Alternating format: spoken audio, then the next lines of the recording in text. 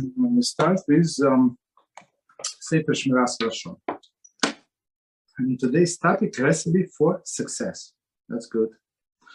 The infinite benefit of avoiding strife in financial matters through the proper bitachon, trust in Hashem, can be understood with the following parable. So before we continue, so bitachon is believing in Hashem that He's running the world, and He's responsible for everything, including our parnasa, our sustenance. Right? So if person knows that he's not going to lose or she's not going to lose anything, even if you give in, even we write 100%, and somebody think that they're right, another side, so just give in, and some people think that they're going to lose. Okay, but bitachon and Hashem that we're not going to lose, we're going to gain. Okay, so let's see the example from Chofetz Chaim himself. A father distributed a portion of food to his sons who were gathering around his table. One son reached over and snatched his brother's portion. When the victim saw that his portion would not be returned, he went to the head of the table and told his father what had happened. "I am sure, father," said the son, "that you do not want me to fight with my brother. That is why I'm requesting another portion for myself." So instead of fighting with his brother, right, he went to his father and said, just give me another portion. I'm not complaining. I just want to eat. That's it. Just give me my portion. Upon hearing this, his father kissed his son on the head and handed him larger portion than before.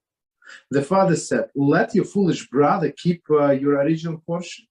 The next time we eat together, you will receive a double portion, while he will get nothing."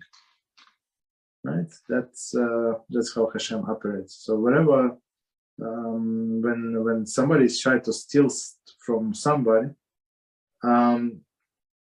he only stealing from himself. He's not going to benefit, or she's not going to benefit from this money. It looks like that person is gained, but then they're going to lose. Now what would be the father's reaction? Have they had the victimized son yelled at his brother and attack him physically until he succeeded in retrieving his portion? Right? Well, surely the father would have been very upset. He would have told the victim, "I would have gladly given you another portion rather than have you and your brother come to blows with one another. What utter foolishness you have demonstrated." So father said, "Look, I have the whole pot, the whole frying pan, the whole cooking pan. I have everything. Like, what are you fighting? I have all of the portions in the world. Just come to me. I give you extra." When a Jew adversely affects another financial affairs and refuses to honor a request that he sees his own wrongful practices, and the victim pleads before Hashem that he replenish his losses, surely he will find a favor above for demonstrating his trust in Hashem and pursuing the path of peace. So the victim did not go. I mean, he tried to ask nicely, politely, but the other side refuses. And guess what?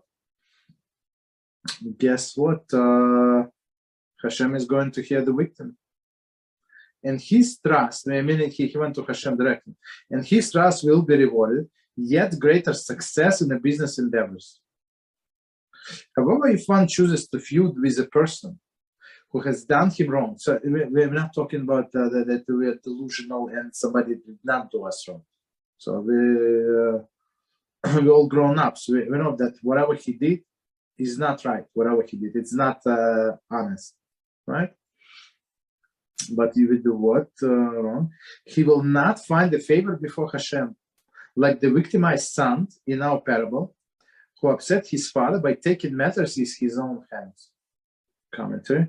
Of course, the victim has every right to seek retribution in Jewish court of law, or pursue other avenues which are sanctified by halacha. So whenever sanctified by halacha, for example, it's never sanctified by halacha to go straight to the non-Jewish court. And that's a person who goes to non-Jewish court is another Jew, have no portion of what to come. Okay, so unless you have a clear permission, a written permission from a base din that you're allowed to take that the Jew to a regular court, secular court. Okay, we stop now.